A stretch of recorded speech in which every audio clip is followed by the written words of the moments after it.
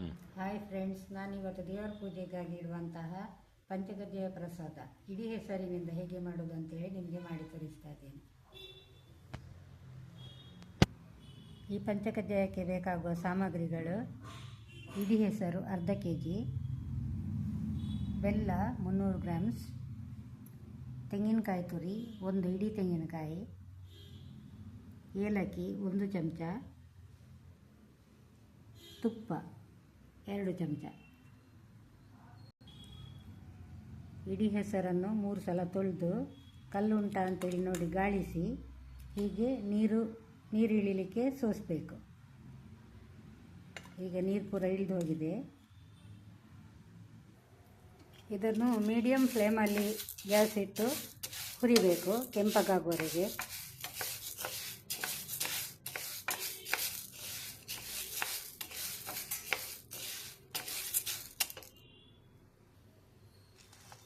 ಈಗ ಆಗಿದೆ ಫ್ರೆಂಡ್ಸ್, ಇದು ಪಟ ಅಂತ ಹೊಡಿಲಿಕ್ಕೆ ಸ್ಟಾರ್ಟ್ ಆಗಿದೆ. ಕೆಂಪು ಕಲರಿಗೆ ಬರ್ತಾ ಉಂಟು, ಪರಿಮಳ ಸಹ ಬರ್ತಾ ಉಂಟು.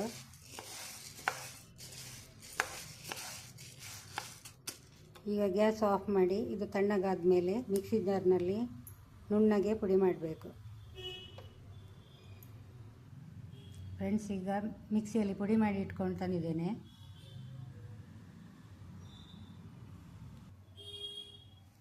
ಈಗ ಬೆಲ್ಲಕ್ಕೆ ತೆಂಗಿನಕಾಯಿ,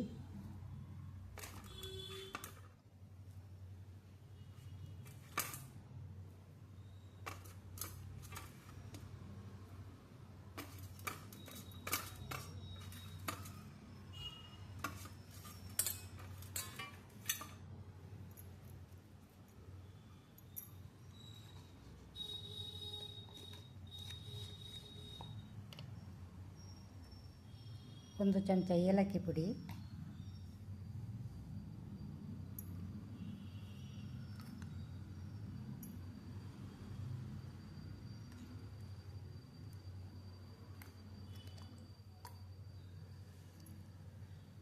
ಎರಡು ಚಮಚ ತುಪ್ಪ ಹಾಕಿ ಕಲಿಸ್ಕೊಳ್ಬೇಕು.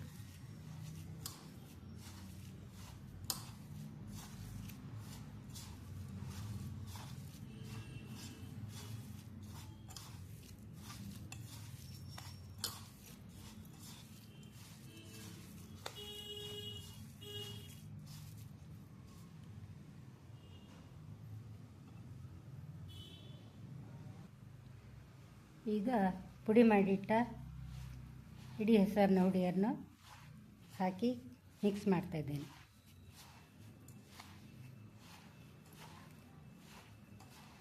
ಈಗ ಪಂಚಗಜ್ಜಾಯ ರೆಡಿ ಆಗ್ತಾ ಉಂಟು ನೋಡಿ.